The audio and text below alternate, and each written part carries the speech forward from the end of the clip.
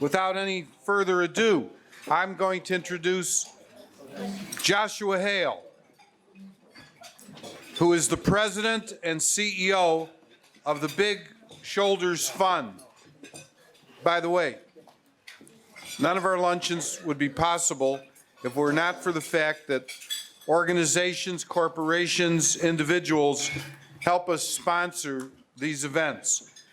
Today, I'd like to recognize the Big Shoulders Fund, Corboy and Demetrio PC, and the Daniel Murphy Scholarship Fund. Thank you very much.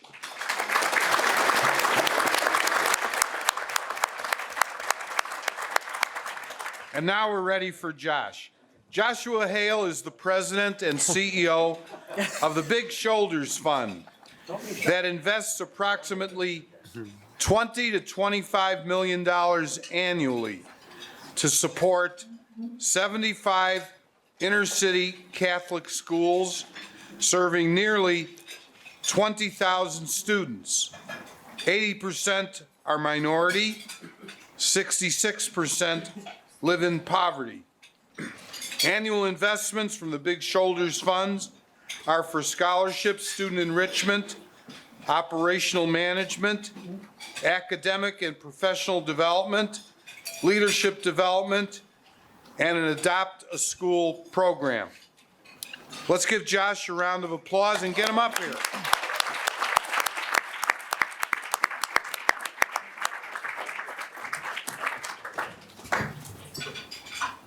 Good afternoon, everybody. How you guys doing today?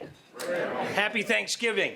It's always a great time of year to be here, a time of giving thanks and celebrating friendship and how we make a difference in the world. So I want to start out just by thanking Dr. Mazur, but also Jay Doherty, who really helped dream this up 5-6 years ago when we started this whole thing, and also to the board of the City Club of Chicago for their belief in this and celebrating all the good that we do in the city.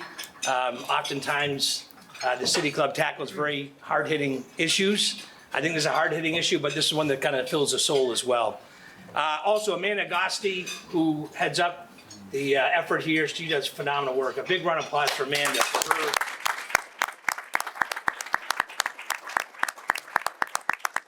I also like to thank my partner in crime, Michaela Metzger, who works with me at Big Shoulders Fund, moonlights every year helping put this together. She's the brain of this whole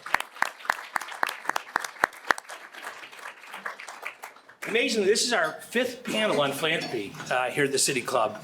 And so that's cause for celebration, just that they were nice enough to keep inviting me back. So I'm hoping that again this year, after a great panel, they'll say, we got to keep this going.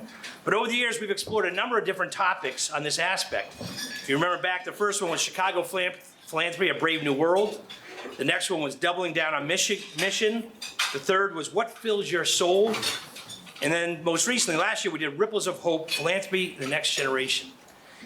And with leaders from the city on these panels, people like Liz Thompson and Angelique Power, John Canning and Steve Solomon, Maria Kim, Jim Parsons, and Deborah Liver, and many others who came and participated in this, we have learned an awful lot about philanthropy in our city and our region and the great good that goes on. But even more, we've been inspired that we can make a difference together. This year, we thought it'd be interesting to explore the intersection of philanthropy and work. And we thought this topic would be particularly timely given the recent release of Edelman's annual trust barometer. I'm sure many of you have seen it, because for 20 years, Edelman has conducted this annual study on trust and credibility, measuring the changing views of people, just like all of us here, on government, NGOs, business, the media, and other topical issues. In the 2019 Edelman Trust Barometer had some interesting findings that I think are highly relevant to the intersection of career and philanthropy.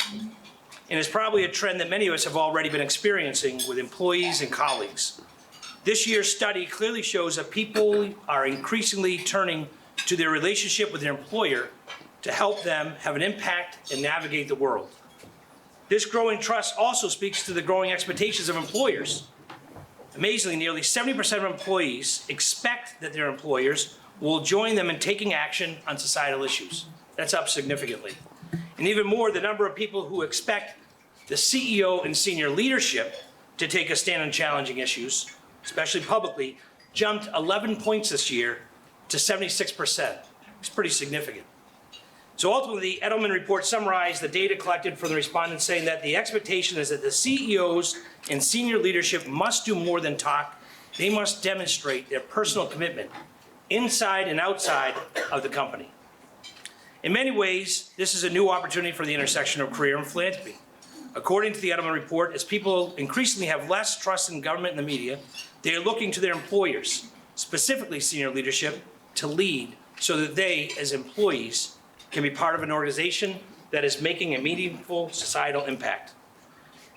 Our panels today have walked the walk and have contributed in a distinct way to Chicago philanthropy into this changing environment. And before we have an opportunity to hear from them reflect on some of these themes, I'd just like to give a little different background on each one of them because they're both a treasure in Chicago and the philanthropic community. So I'll start with Julie Chavez. Julie has had a career in helping companies effectively navigate their own philanthropy and be examples to their employees that they're looking for. Julie has and continues to make personal imprint on Chicago's philanthropic community. She was a founding member of Chicago Latinos in Philanthropy, which is not only an organization that has endured since they founded it, but it continues to provide philanthropy in the Latinx community. In another example of her leadership in philanthropy, she was not only a passionate advocate for the founding of the National Museum of Mexican Art, she remains involved in leading this international treasure. Julie is a native of Chicago in the great and vibrant Pilsen neighborhood, and for more than 30 years, Julie has been leading Bank of America's giving programs. And from her grassroots approach, her personal experiences in philanthropy, and a deep knowledge of the city and the region, coupled with a desire to pass on the gift of philanthropy to many others, she has helped realize great success in inviting employees at the bank to share in the soul-filling work to help those in need. Her success in the arena, I think the numbers speak for themselves. Just since 2014, Bank of America's Chicago area employees, not the company, just the employees, have personally given $8.5 million to local nonprofits.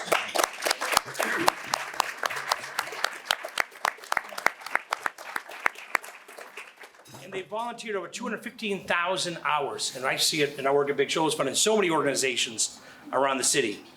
And this is on top of the $40 million investment the bank has made in things like community development, workforce development, and basic needs.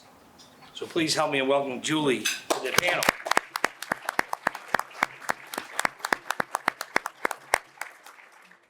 Our next panelist is Kim Hubbard. And Kim is currently an active corporate board member with PIMCO and with the publicly traded State Auto Financial Group.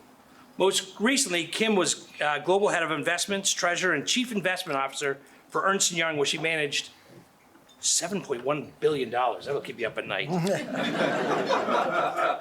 And prior to that, she had lots of training for that. She held top leadership posts with the state of Illinois, such as Executive Director of the Illinois Finance Authority, where she managed the issuance of $23 billion in tax-exempt bond financings designed to create jobs and grow businesses right here in Illinois. Her integrity and leadership are second to none, resulting in a number of calls in the civic service when situations need to be improved or repaired. I think it's another form of philanthropy unto itself. And if you attend charitable events in the city or participate in the nonprofit sector, you will see Kim, as I do, all over town.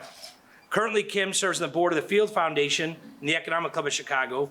Previously, she was on the board of the Shed, Lurie's, Prospectus Charter, and a number more.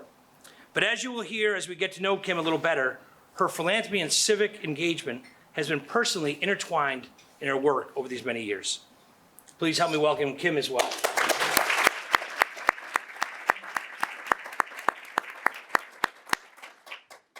And Eric Weinheimer.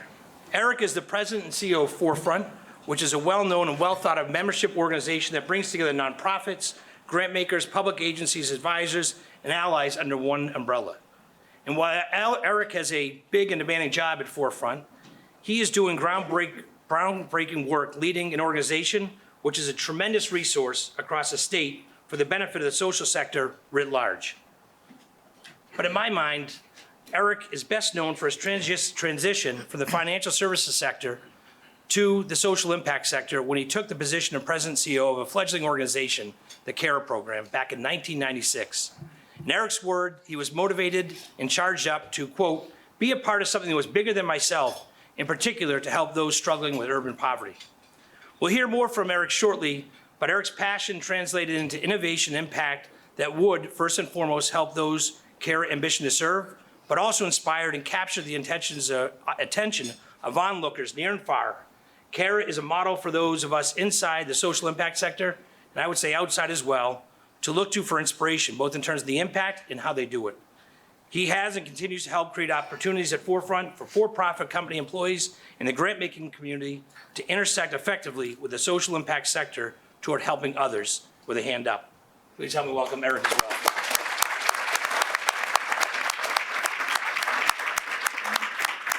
So thank you guys all again for doing this, all great friends, and you're nice to say yes to this hard-hitting journalism we're going to have here today. Just little questions about who's you're going to vote for in the upcoming election. Nothing too. No, I want to start out. You are all leaders in the philanthropic sector in our city and in the region. But what, you think back, what motivated you or what motivates you to give so much of your focus to philanthropy, to helping others? What was it that originally? Do you want to start us off? Sure. I'm from Pilsen, so as my friend Carlos Tortolero has said, you can take the girl out of Pilsen, but you can't take the Pilsen out of the girl.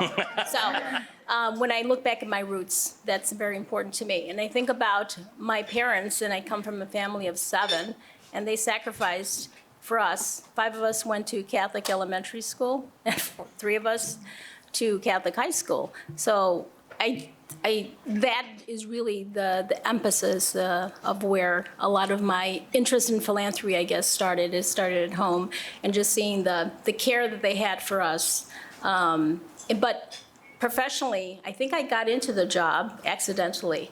But I was curious, and I think that's what I encourage everyone to be curious about your work and the opportunities that may be before you. And so that's where I had the opportunity then. Back then, I'm really dating myself. I started with Continental Bank and worked for many years as a program officer and then headed up the foundation. So that's really my roots. So I would say be curious about your surroundings and people you meet and issues, and somehow it all came together for me in that way. Love Pilsen. Kim, how about you? A little similar. I think it's in my DNA. I grew up in that time where your grandmother, and I had a grandmother and a great-grandmother. I was fortunate enough to know both on my dad's side. And I grew up in that era where they were the family that would always, supply the dinners if someone didn't have anything to eat, or we would sell popcorn balls and give them to people that, didn't have anything like that. So it was part of my DNA. We were always the open house kind of house, and that continued in my adulthood as well. We were the ones that everybody would come to, and for a meal or to have fun or just to play, it was always that house. And then for me, I think it really turned. I have always been in the investment industry, and one of my clients suggested that I join a nonprofit board. And at that time, you don't. At least for me, I didn't think about it early in my career at a young age, like right out of college, because you're busy trying to accumulate wealth and get a house and take care of children and things like that. But at a point for me when I realized I'm okay, my kids are okay, when I knew the last one was at least going to college and what they did after that was up to them, I started saying, this is the time for me. It's time now to give back. It's a greater good theory, and I believe in the greater good. So that's when I got seriously involved, because there was nothing else. I had decided that I'm okay, my family's okay, and the kids are okay. So now it's time to take a breath and see how I can help somebody else. That's great. So it's interesting to me how times have changed. 25 years ago, I was in banking, and I shared an office with a gentleman by the name of David. And the Wall Street Journal would come, and we each would take a section. And he would always take section C, which is the money investing section, and I would always take the personal interest section, section A. I didn't care about the C part. He didn't care about the A part. And I would look over at David, who sat right next to me, and I would think to myself, this guy's the banker. I'm not the banker. I mean, David had the briefcase, he had the suit, he had the hair. I hated him. And he's what's going on with the markets, and I got to read The Economist, and I got to read the Section C of the Wall Street Journal. And I was going through a period of my life in my late 20s where I was quite frankly, I was really thinking about my faith and how I could move my faith into action. And I saw myself juxtaposed again with David. I'm thinking, somebody doesn't belong in this seat, and David's exactly where he needs to be. And it was at that point where I did a lot of soul searching to say, okay, how do I move my faith into action? How do I build a career for myself, which is focusing more on mission? And David was very much focusing on profit. And I want to be very clear, we need the Davids of the world. And he was exactly where he needed to be. But I needed to be focusing on mission. And so it was at that point that I made the decision to move into, I hate the title, but the nonprofit sector. And I've been doing that now for 23 years, and it's been really one of the greatest gifts of my life. So just stay with that theme for a second, Eric. You know, talk about making that transition, and in spite of David, and hopefully you've gotten him involved with CARE and other organizations. In spite of David, poor David right now. David's a very successful, I don't feel badly for David, let me tell you. David's doing real well for himself. I'm giving David a call when I get out of here. Exactly. Come on over. We need your help. But the, you know, certainly that was a certain part of the inspiration for making that leap.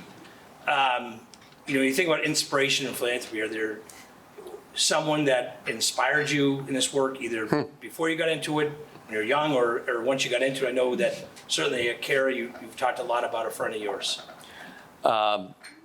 So a bit of advice to all of you: if I get hit by a beer truck tomorrow, apply for my job. It is an awesome job. Truly, we are right there at the center of philanthropy and nonprofits and corporations that are looking to make a difference in the world. And they want to talk to us because of our network, because of our resources. And they come to us and they share their ideas and they share their work and they share their passion. And so the person in this seat, as working at Forefront, we have this incredible opportunity to be inspired on a daily basis with these extraordinary people. And so that, to me, you know, when you're looking for the work that you want to do in the world, how do you connect to those networks of people who are up to something? People who are about making big change in the world, people who want to be the world, the change that they want to see in the world, to use the expression from Mahatma Gandhi. How do you connect yourself to those networks? Forefront is one way, and again, fortunately for me, I get the chance to do it every day, and I'm paid to do it, which is even better. But I think, you know, we were talking at our table, one of the people that I want to lift up today, and she was already mentioned, is Marka Bristow. We had the real honor, Marka Bristow, really. You know, the work that they do at Access Living really is just wonderful. And Marka was on our board. And I learned so much from Marka from the time that she was on our board. And here's a woman who had an accident in her 20s as she was getting into the prime of her life. And she turned her loss and her tragedy into a mission. And as a result, she affected the lives of literally countless people. And she was an architect for the Americans with Disabilities Act. She just was a champion and an advocate for inclusivity in all of its forms, particularly people with disabilities. And I think one of the things that we don't talk about in this work is, yes, be passionate about something, but do you have the perseverance to see it through? I mean, think of a Marka who dedicated her life over decades to this work and the impact that she had. But each one of us in this room, through our work and through those issues that we care about, if we can be dedicated over a long period of time, the impact that we can have, we can't even imagine right now. So it's those types of people who've been tremendous inspirations for me because of their perseverance, because of their passion and their dedication. That's right. Kim, just, you would, first of all, if those, you talked about philanthropy, learning it at home, and the meals, and inviting people in. If that's still available at your household, I got 2 little boys we're going to send over, one to get a meal and spend time with you. I cook a little less now than I used to. Is to spend time with you and learn. But you talked about seeing that in your youth, and then you talked about a client suggesting joining a nonprofit board. Where do you see true inspiration in philanthropy in Chicago today, or is it someone that kind of inspires you continually now in this effort? I think in Chicago, I see it all over. I am very excited to live in Chicago because I see that inspiration in this room. I know some of the people in the room, and I feel it all over Chicago. I'm constantly, even in Chicago and outside of Chicago, talking about the civic leadership that we experience in Chicago, the philanthropy that we experience in Chicago. So I'm inspired by the businesses and the people. There can always be more, absolutely, and I think everyone should do something and it would be a greater place. But I'm inspired by most of the businesses in Chicago and the people in Chicago because I think we have something very unique in terms of our philanthropy, our civic responsibility, and our giving in Chicago. I've been involved with a lot of organizations, and it's so many of them. Sometimes I feel like my calling is to accumulate them so that they can have bigger impact. Instead of having 1,800 educational funds, maybe we should have 800 so that they can have more impact. And I'll probably hit on that a little bit more in the conversation with my work at the Phil Foundation and what the Phil Foundation is doing. So all of Chicago really does inspire me. That's not a cliche. And now I'm really inspired by the millennials, by the youth, because they are walking the walk and talking the talk in the big way. I mean, some of us boomers, including me, depending on who you're talking to, are rolling our eyes, going, just going, whatever. But they're walking the walk and talking the talk, and they're not backing down from it. I think it's ingrained in them. What was important to the boomers is no longer important to the millenniums. They're living it's about the greater good with climate change and impact investing and diversity and inclusion. And I'm also inspired by some of the corporate leaders that are more visible, obviously the Chase and the Black Rocks with Larry Fink and Jamie Dimon, what they're doing, because I think it is gaining momentum, and I feel like the force is at the top, because you got to have it at the top for it to work. Unfortunately, that's the way it is. The force is at the top, meeting the millenniums in the middle. I feel like we have something going, so I'm very inspired and very hopeful. That's great.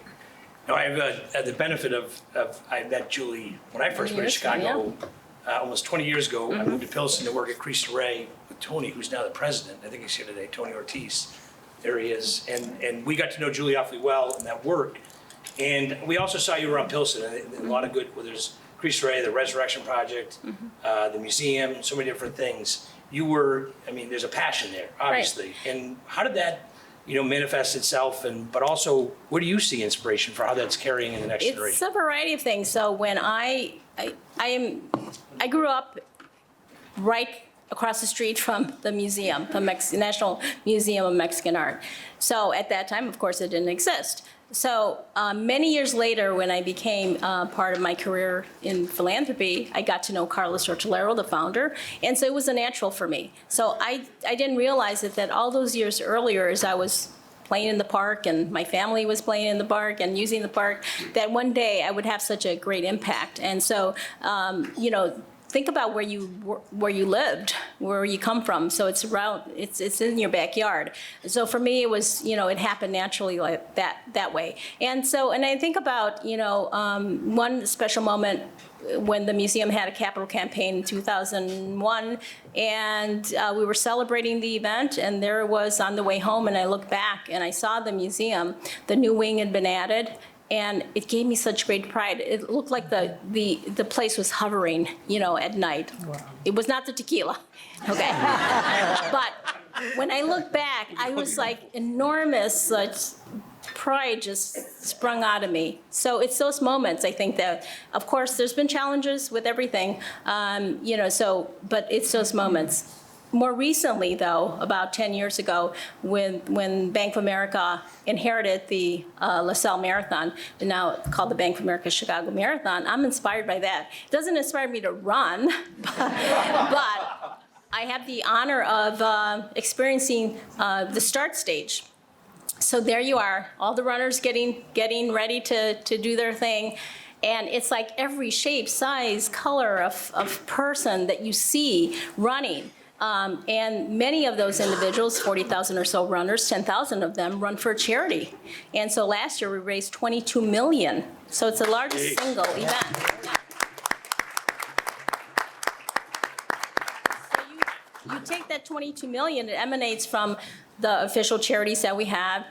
It's individuals that have a passion for running that then they in turn raise money. And that all equals to 22 million. It happened in 2018 and we expected it keeps growing every year. So events like that inspire me. So when I see folks been able to be at the finish line and when you're putting the medal on the recipient, coming through, it's those that have been running for 5 or 6 hours or so. Those are the true heroes. They're very passionate and emotional about that time. So I would say that in everything that you do, you'll find that inspiration, that passion. So that's how I did it.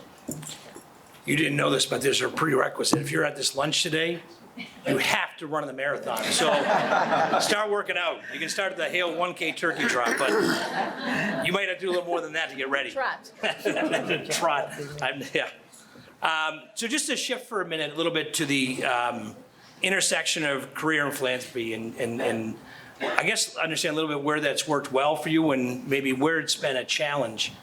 And, Kim, just talking to you over last few weeks, certainly, but over the last couple of years, you've spoken about this a little bit, and just that, that it's a challenge and so much needs. How do you start to focus your effort? There's a challenge and opportunity in that. Mm-hmm. Maybe you could share a little bit about. Sure. Obviously, in my career, I've had a couple of challenges and opportunity trying to meld philanthropy in the workplace because it's taken a while, but for a long time, and there's still quite a few people out there that don't believe you can do well and do good at the same time. So you start with that premise. And one of my stints throughout my career was with the Illinois State Board of Investment, where I was a co-manager of their pension funds. They were about 75% funded then, so it wasn't me. I take no credit for where they are now, but at the time, the former President Barack Obama was a state senator, and he had heard from numerous citizens that had businesses that there was no access for minority and women-owned businesses to pension fund dollars. So he would call all the pension funds in front of him and public browbeating this panel did, just to say, why not? So I took a portion, in addition to being portfolio manager, I took responsibility for helping Illinois State Board of Investment create their emerging and minority women program that gave them access to pension fund dollars, which a lot of times is where the money is in the financial services as it relates to that.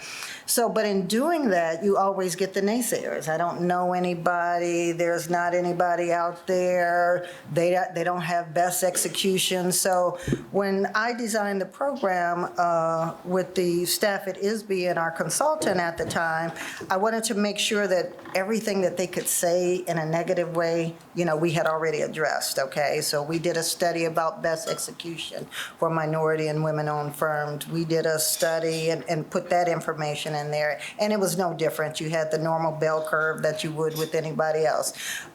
We put together a list of people to introduce some of the majority brokers to, so when they said there was nobody, it's like, here's some people you can consider. You do your own due diligence and choose from there. And it became probably the best, or we gave out the largest number of assets to minority and women-owned firms on a percentage of asset basis. ISB was about $12 billion. We would give upwards of 15% of that money to minority and women-owned and disabled firms, whereas CalPERS was very active in the day, but they're $200 billion. They were giving out 2%, So on a percentage of assets, we were like the top-ranking program in there, but it came with a bunch of challenges. And at the end of the day, the managers and brokers that the majority firms and the pension funds eventually hired performed, like I said, just as well or had the same bell curve that anybody else had. So that would have been one of the challenges. And I had a similar challenge I chaired the board of ISEC for previous Governor Quinn, at the time where the 529 prepaid tuition program was having some issues. One of my board members is here. Thank you for your service. But it was a trust issue. You know, they weren't sure that they were getting the bang for the dollar. People weren't sure that the money would be there. And it was similar to, it wasn't a full faith and credit guarantee, so therein lied the rub. Are we going to have that money? So we went in and changed the full board and brought in some new staff and was able to make a difference and bring the trust back to that program as well. And have that program continue with some success even today. So, I mean, there are a number of times and challenges that I had throughout my 30-something year career, but those are some that come to mind specifically as it relates to philanthropy in the workplace and doing well and doing good at the same time. You certainly did that and had fun. The amount of good that has come from that and inspiring philanthropy in communities, it's tremendous. But talking like that, your careers, they're going to be calling you back into duty here very quickly. We need you. Eric, you know, you talked about your career change and going to care, but also at Forefront, having the best job, because you really do. You see that intersection all over. Some experiences in that you might share? So when I would go to a cocktail party, when I was working at CARA, and people would say, what do you do? I say, I work for CARA, and they'd say, what is CARA? And I'd say, well, we're an organization. We help individuals who are homeless, people who are struggling in poverty. We help them to get jobs and keep jobs. And people who would hear that, they'd, oh, wow, that's cool. Oh, tell me more. Or I would always get the, you know, oh, you're such a good person. My friends would be like, no, he ain't a good person, let me tell you. Right? But there was this level of engagement when I would say that. They'd be like, oh, wow, how cool. Now when I go to a cocktail party and I say I work at Forefront, they say, what's Forefront? I say, well, we're the State Association for Nonprofits and Foundations. And we do education and we provide advocacy and we also mobilize our members to work together on issues that are important to them and issues that are important to the sector. They're like, I think I'm going to go get another drink, right? And I want to scream because I want to say, no, no, no, no, no. That's such the coolest work in the world, right? Especially that last part. Mobilizing our members to work together, to work collectively on issues that are important to them and important to the sector. Because I want to follow up on something that Kim said earlier, this notion of this collective work.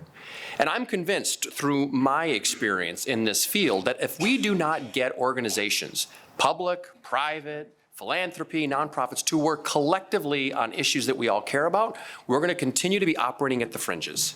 We are going to continue to operating in the margins. If we're going to move the needle, then we have to work collectively. And it requires organizations like Forefront that quite frankly isn't doing the sexy work, but we're doing the heavy lifting. We're the backbone organization in which all that collective action rests. So I'll give you two quick examples. Number one, we built Forefront with a lot of people in this room. We helped to build the largest public-private coalition in the country focusing on Census 2020. We have 26 funders. We have over 100 nonprofits. We have cities, counties. We have the state all working together under the Forefront umbrella, focusing on making sure people, particularly in undercounted communities, making sure they're counted for Census 2020. Billions of dollars is at stake, representation in Congress is at stake, but if we were all operating in our own individual silos, we wouldn't have the power or the impact that we have. The second thing, and by the way, I'm going to use this the next time I go to a cocktail party because this is sexy. We are an anchor tenant, along with our friends at the Field Foundation, at the Impact House. And people are like, ooh, tell me more.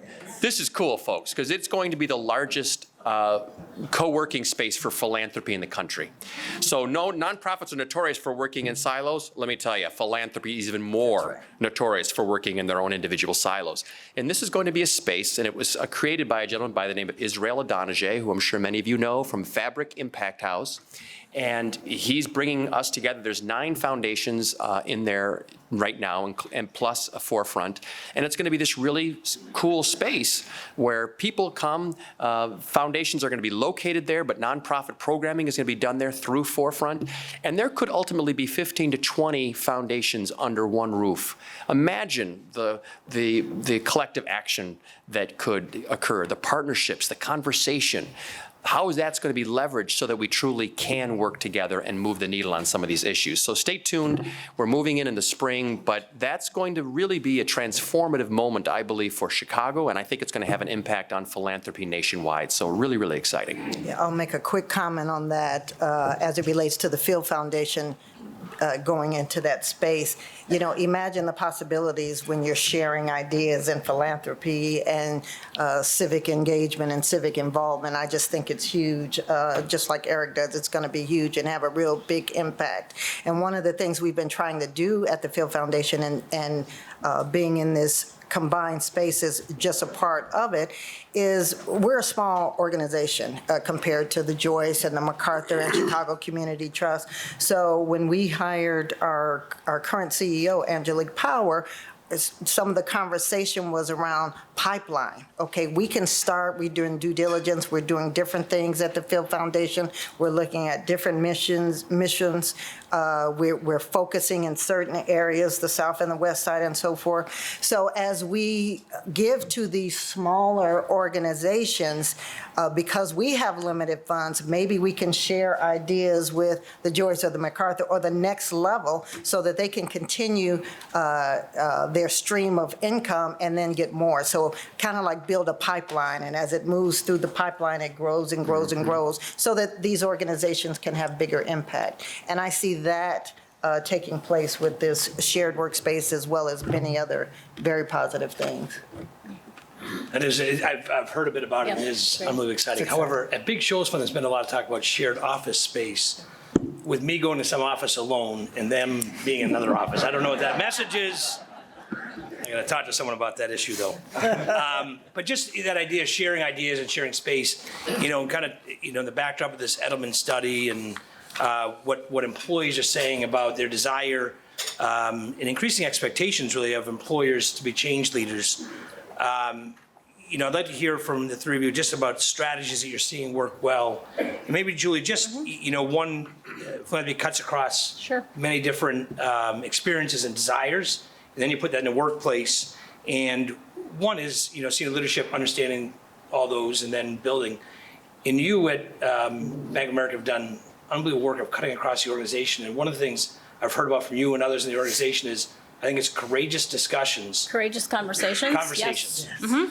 Yeah, and it's not, we didn't invent it, but a few years ago with some of the issues that were impacting our communities, especially with Bank of America, really being a coast to coast in the U.S. and every state almost, we saw issues very close. Our employees were affected by it. So courageous conversations are a way to bring dialogue around the table. It could be, you know, two people. It could be a group of people. It could be a formal panel that you get together, but it's a way to raise awareness and education and collectively discuss how we're so different but yet the same. So some of the issues we have discussed. Vietnam War, when Ken Burns had his 10-part documentary, and Bank of America was supporting it nationally on PBS. So it was an opportunity for us to bring about, you know, discussions locally about the Vietnam War. And we learned that there was one employee, for example, she told her story, how she spoke to her uncle. She knew he served, but yet,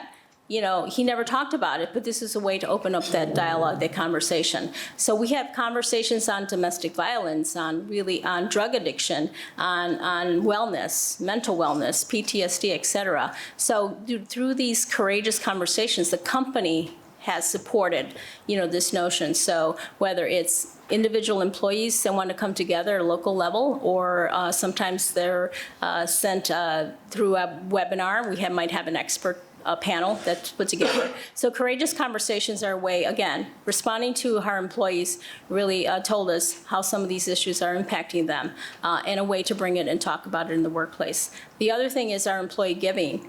We responded to our employees. They were telling us, we want to give when we want to give to who we want to give. So rather than having a very set campaign time like we did before, we said, okay, employees, you can give any time.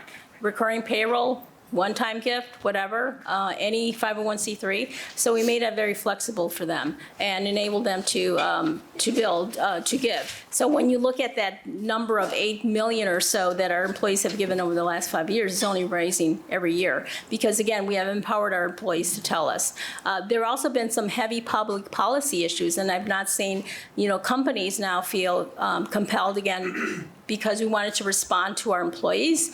When there was the shooting in Parkland, Florida, in the school, we responded and we said as a bank, we would not lend to gun manufacturers of assault weapons. So.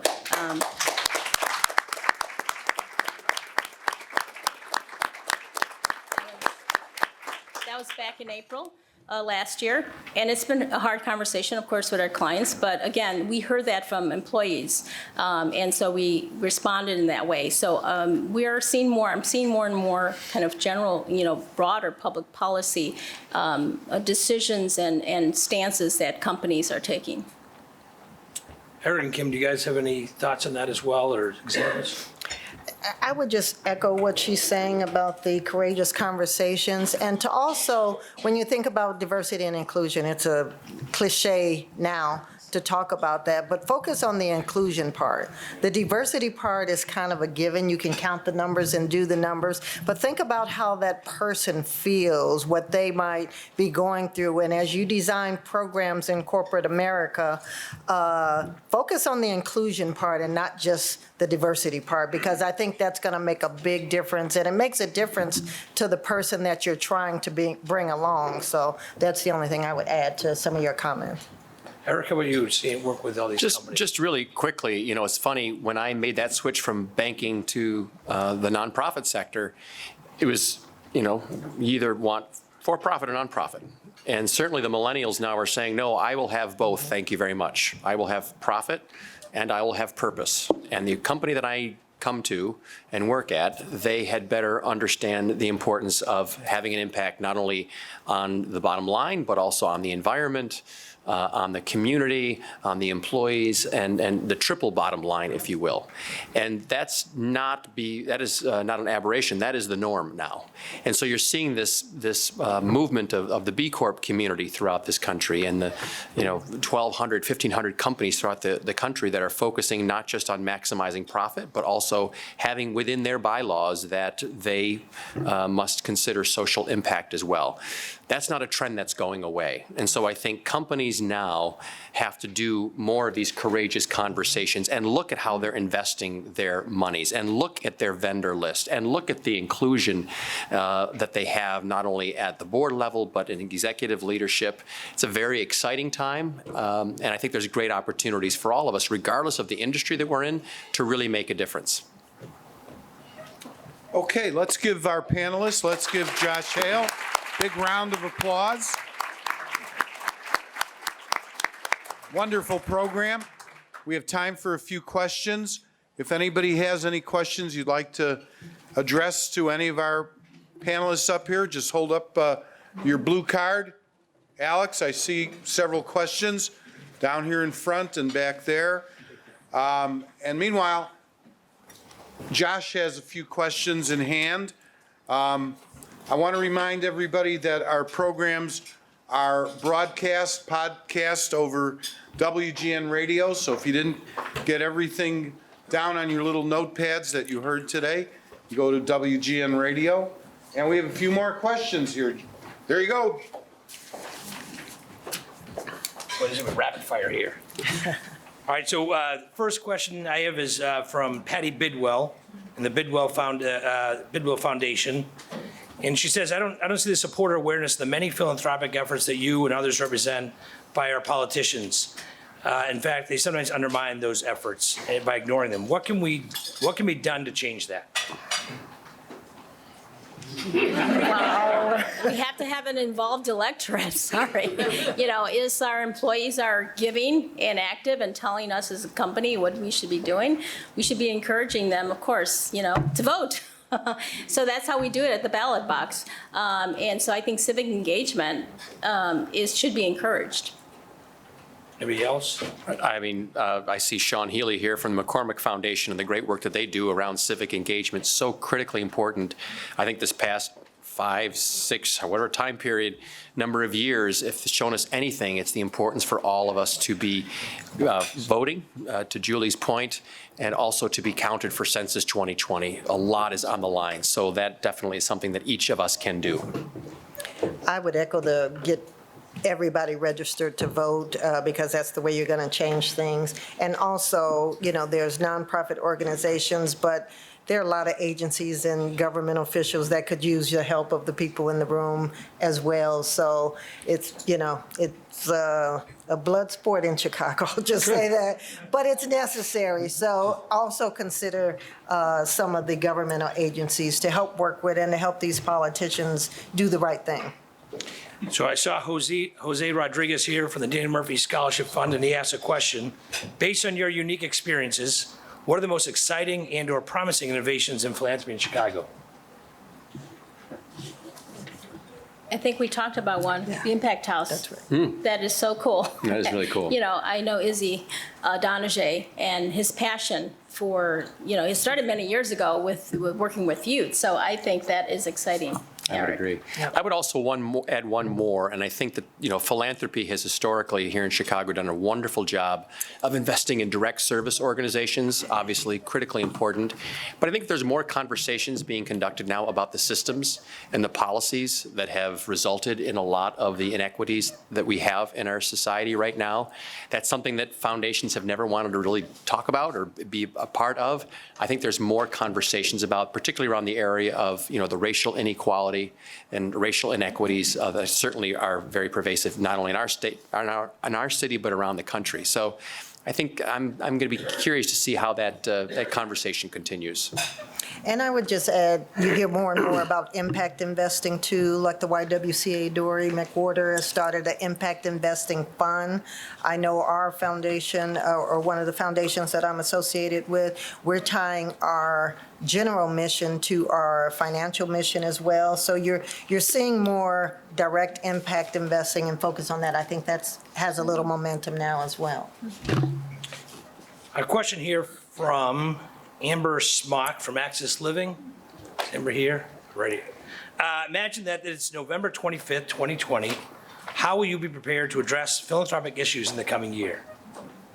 How do you think about what you're going to do and strategies? Well, the numbers tell us, according to Giving USA, is that about 68%, 70% of giving comes from individuals. That trend hasn't changed much. And when we look at foundations, it's about 18%, bequests 9%, and then corporations 5%. Again, we haven't changed much in those numbers. So I would say individuals, we have to engage individuals more and more. And we are doing it. Certainly, I see corporations doing it, not only at Bank of America, but other companies, encouraging matching gifts, encouraging civic involvement, volunteerism, board engagement. I can't tell you now how many employees come to me and other colleagues and say, I want to get on the board. How can I get more involved? And so I think that is one way. I think we still have to work with individuals because they're really the lifeblood of our philanthropic community.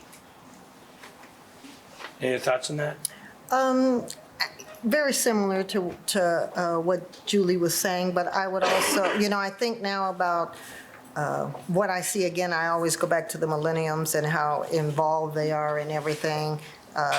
Cranes just did a 40 under 40, and there was a guy in there who's started a nonprofit organization where he brings people from the inner city downtown who had never left the neighborhood. And so it's a lot of that going on. My daughter's in the room. I have to give her a shout out because the Art Institute does many things in the community, trying to expose people to the Art Institute of Chicago and some of the other museums that we have here. So it's a lot going on, and I think there will be more of that to talk about this time next year.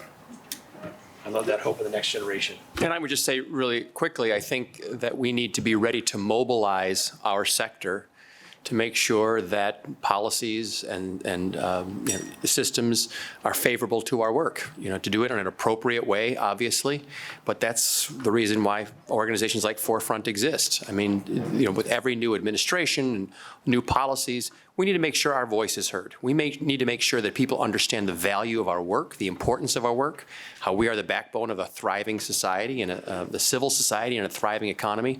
So I think, as we look towards next year and these upcoming elections, we need to be ready for whatever comes so that we make sure that we are advocating for our interests.